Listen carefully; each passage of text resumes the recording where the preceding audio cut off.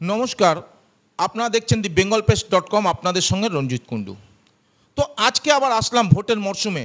চুপচাপ ছিলাম, কিন্তু চুপচাপ তো থাকার মতো জায়গা না থাকলে বলেছি কাউন্টার যেমন দিচ্ছি দেব। আমরা শেষ দেখে ছাড়বো বলেছি, তাই শেষ দেখেছে। যে পোস্ট করা ছেড়ে দিয়েছিল, কে পোস্ট করা ছেড়েছিল? একটা চোর, চিটিং বা 420 কেস খাওয়া আসামি, আর নাম বলতে অপেক্ষা লাগছে না, আপনারা বুঝে যাচ্ছেন কে। সেই রাজীব, সাংবাদিক সেজে যে এফআইআর, যে জামিন নিয়ে বসে আছে। কতগুলো প্রতারণা! ন্যাশনাল চ্যানেলে, যাকে স্যাটেলাইট চ্যানেলে আপনারা দেখেছেন, নিউজ 18 বাংলাতে খবরদার শর্মিষ্ঠা, সারা ভারতবর্ষের মানুষ দেখেছে। তো আজকে কি হয়েছে চলুন সেই বিস্তারিতটা জেনে নিই। প্রথমেই পাশেই নাজমাদি আছেন, ইনি বেচারি 75,000 টাকা পাবে, আর বলতে অপেক্ষা নেই। সুদে টাকা নিয়েছে, সেসব তো বলে বিস্তারিততে যাব না। তো উনি আজকে কোথায় গেছিল, কেন, কি হয়েছিল, আবার কেন আমরা আসলাম, বিস্তারিত জানাই। নাজমাদি, আজকে সকালে আপনি কোথায় গিয়েছিলেন? বিধায়কের কাছে কি ব্যাপারে গেছিলেন, কিসের জন্য গেছিলেন, সেটা একটু যদি বলেন। বিধায়ক কাছে আমি গিয়েছিলাম চিঠি দেওয়ার জন্যে, কিন্তু গিয়েছিলাম যখন দেখলাম ও শয়তানগুলো বসেছিল, তাহলে বিধায়ককে আমি কতবার রিকোয়েস্ট করলাম, স্যার একটু কথা আছে, স্যার একটু কোথায় চিঠি দেওয়ার জন্যে, কিন্তু ওনার টাইম ছিল না, আমার থেকে কোথাও বললেন না, আমি কিছু বলতে পারলাম না। তিনি ও শয়তানগুলো বের হয়ে গেছে আমার সামনের থেকে। শয়তানগুলো বলতে কে কে? ওই রাজীব গুপ্তা ছিল, আর ওই সোনালী ব্যানার্জি ছিল, এই দুজন ছিল। আর বিধায়কের কাছে বসেছিল রাজীব গুপ্তা। আর সোনালী ব্যানার্জি কী বললো না বললো আমি তো জানি না, কিন্তু কিছু বললো উনি। তারপরে বিধায়ক উঠে গেল। আমি অনেক রিকোয়েস্ট করলাম একটু কথা শুনে না, এই চিঠি দেওয়ার জন্যে, কি চিঠি আমাকে দিয়ে আসবো, কিছু দিতে পারলাম না আজকে। বিধায়ক গেছিলেন বললেন, আর কি একটা কি পোস্ট করেছে বলে ছুটে এসছেন আমাকে? এই পোস্ট করেছে কি আমরা বেইজ্জত হয়ে গেছি, কিছু করতে পারছি না ওকে, এই পোস্ট করে। আচ্ছা, আমি পোস্টটা পড়ে দিচ্ছি, ক্যামেরাম্যানকে বলবো একটু দেখাতে। আজ বেচারাদের যা বেইজ্জত দেখলাম, আমার ধারণা বৃষ্টি হতেই হবে। কে পোস্ট করেছে? রাজীব গুপ্তা। আপনি দেখেছেন তাই তো? এই যে ভালো করে পোস্টটা দেখে নিন। কি বলতে চাচ্ছেন, কি চিন্তাধারা করছেন?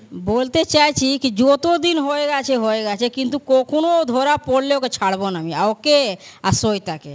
আমি কি বেজেত হলাম? কিছু না, বেজেত ও হবে। যখন আমি 75,000 টাকা ওকে দিয়েছি, ও খেয়ে বসে আছে, ওই জন্য সইতা ও বসে আছে। আমরা দৌড়ে দৌড়ে এখানে ওইখানে থানা পানি করছি, আর ভালো বন্ধু ঘুরেছে এইদিক ওদিকে, ওকে ছাড়া হবে না, ধরতে হবে আমাকে। ধরলে যা করার ইচ্ছা হবে আমি করে নিব ওকে, আর ভালো করে করবো, এমনি ছাড়বো না ওকে। যত আমি এদিকে ওদিকে দৌড়াচ্ছি, ওকে ছাড়বো না আমি তো বেইজ্জত হলাম না, কিন্তু ওকে বেইজ্জত করব। রাজীব গুপ্তা, বৃষ্টি হবে না, তোর মাথা বাজ পড়বে, আর তারপর তোর মুখে কালি লাগাবো আমরা, আর জুতো মালা দিয়ে ঘুরাবো এই পাড়াতে।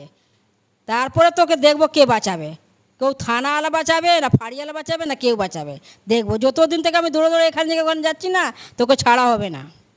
কতটা চিটিং বা ছেলে, মান সম্মান নেই তার প্রমাণ ও আবার পোস্ট করছে ওর প্রোফাইলে। যেহেতু সুবোধ অধিকারী জানেন এখন বিধায়কের প্রচার ভোটের মধ্যে চলছে, সে ব্যস্ত, চারিদিকে ব্যস্ত, দৌড়াদৌড়ি করছে। ইনি যেতে আসল, এবার বাস্তব কাহিনীটা বলি, ইনি আসতে একটু দেরি করে ফেলেছিল। তখন সেই মুহূর্তে সুবোধ অধিকারী উঠে হালিশহর মিউনিসিপ্যালিটিতে টোটো ইউনিয়নদের নিয়ে একটা প্রোগ্রাম মিটিং হয়েছে। খবরটা নেবেন, প্রমাণ পেয়ে যাবেন। কোনো এখানে দুধে জল যদি দেওয়া থাকে, আপনারা বারবার বলছি কমেন্ট বক্সে ফোন নাম্বার অরিজিনাল দেবেন, আমি তার জবাব দেব। তো উনি বেচারি গেছিলেন বিধায়কের কাছে। এটা দেখুন লেখা রয়েছে, সুদে টাকা নিয়েছে, খাটনির পয়সা, গরিব মানুষ, গরিব বড় লোকের থেকে বড় কথা হলো টাকাটা চিটিংবাজি করেছে যেহেতু রাজীব গুপ্তা, সেহেতু উনি এসছে। এই যে আজকে পোস্ট দেখে উনি এসছে আমার এখানে। আজকে কিন্তু উনি বিচার চাইতে এসছে, আর সেখানে চোরের মায়ের বড় গলা। হ্যাঁ, বুঝতে পারছেন? একেতে কেস খাওয়া, এফআইআর নেম থাকা চিটিং বা যার কিনা কোনো মান সম্মান নেই, সে আবার পোস্ট করছে এনাকে চাই। আমাকে যাকে হোক বলছে বেইজ্জত। কি বলল? আমি বলিনি, কিন্তু উনি কি বলল, যেখানেই দেখতে পাবো ওকে যদি ধরতে পারি জুতোর মালা আর মুখে কালি দেবে। ছি ছি ছি ছি ছি ছি, ধিক্কার! সাংবাদিক সেজে তার সঙ্গে সাথ দিচ্ছে। আপনারা বলেছিলাম না? এ দেখুন, আমি বলিনি, উনি দেখেছে, সোনালী ব্যানার্জি, আমরাও দেখেছি। সোনালী ব্যানার্জি লোগোটা চেঞ্জ করেছে রাজীব গুপ্তা, সমাচার 7 দিন লেখাটা, মানে মানুষকে বোকা বানাচ্ছে। অ্যাকচুয়ালি চোরে চোরে মাসতুতো ভাই, চোরে চোরে ওরা দুজন একসাথে আছে, একসাথে খাওয়া দাওয়া একসাথে আছে। তার প্রমাণ আজকে বিধায়কের ওখানে গিয়ে ধরা পড়ে গেল।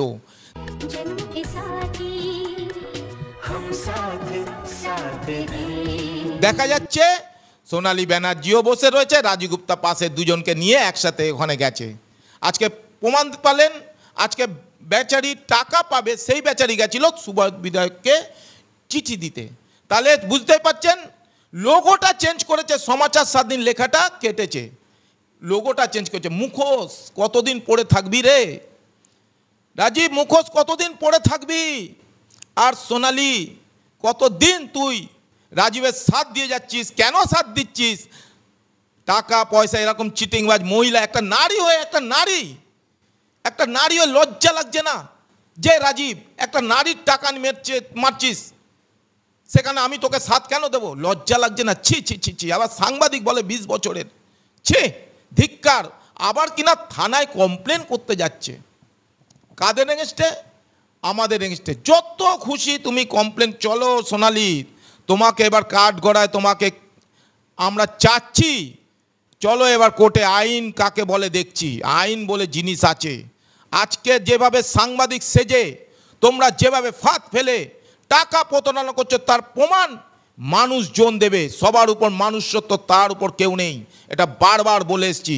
আর চোরের 7 দিন, গৃহস্থের 1 দিন, প্রমাণ এই মানুষগুলোই করবে। প্রমাণ আজকে তার প্রমাণ পাচ্ছেন। বলল জুতোর বালা আর মুখে কালি দেবই, ছাড়বে না উনি। তুই পোস্ট করছিস, বৃষ্টি পড়বে, বৃষ্টির আগে বাজ পড়ে, সেই বাজটা উনি পড়বে, ওটা বুঝেছেন আমার মনে হয়, তাই আজকে ক্যামেরার সামনে উনি মুখ খুললেন। ততক্ষণ চোখ রাখুন thebengalpress.com, আপনারা দেখতে থাকুন। মুখোশ আমি টেনে এদের খুলবো বলেছেই, খুলবো। আর আসল চোর এই দুটো কালপিট, সোনালী আর রাজীব গুপ্তা, যতই মুখোশ পড়ে চ্যানেলের লোগো চেঞ্জ করুক, আপনারা কিন্তু জনগণের উদ্দেশ্যে বলছি, ওতে ঘাবড়াবেন না, ওতে কিন্তু বিশ্বাস করবেন না। মুখোশটা পড়ে আবার চ্যানেলটাকে ঘুরিয়েছে, কালার চেঞ্জ করে দিল, লোগোটাকে চেঞ্জ করলো খালি মাত্র। কিন্তু রাখুন ততক্ষণ thebengalpress.com।